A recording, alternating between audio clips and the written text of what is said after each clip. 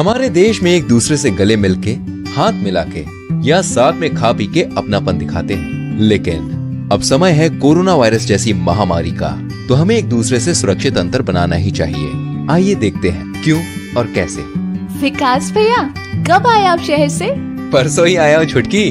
वो corona virus की वजह से हमारी फैक्ट्री कुछ दिनों के लिए बंद कर दी गई है। बैठे बैठे शहर में अकेला क्या करता, इसलिए गांव लौट आया। कल ही चाचा जी से मिलने गया था, सोचा आज तुमसे मिल लूं। शाम को घर में हो ना? भैया, कोई और समय होता तो मैं खुद ही आपसे मिलने आ जाती, लेकिन ऐसे समय में कोरोना वायरस से बचाव के लिए हम सबको एक दूसरे से दूर रहना पड़ेगा। आपको भी शहर से नहीं आना चाहिए था भैया, लेकिन अब आप आ गए हैं तो घर पर ही रहिए। तुम्हें क्या लगता है मुझे कोरोना वायरस की बीमारी हुई है? अरे नहीं नहीं, बुरा मत मानिए भैया, लेकिन इस समय सावधानी लेना बहुत जरूरी है। कोरोना वायरस से खुद को और औरों को बचाने का एक ही इलाज है कि हम सब अपने अपने घर में ही रहें। एक बार ये संकट टल जाए, फिर आपको दावत पे बुलाकर हलवा खिलाऊंगी। क्यों नहीं, ठीक है बहना, जैसा तुमने कहा मैं घर पे ही रहूंगा।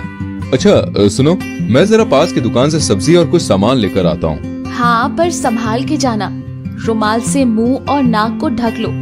और सुनो, दुकान में भीड़ होगी तो बाहर ही लाइन लगाकर खड़े रहना। लाइन में भी एक दूसरे से 6 फीट की दूरी रखना। दोस्त भी मिले तो उससे भी हाथ नहीं मिलाना, दूर से ही बात करना।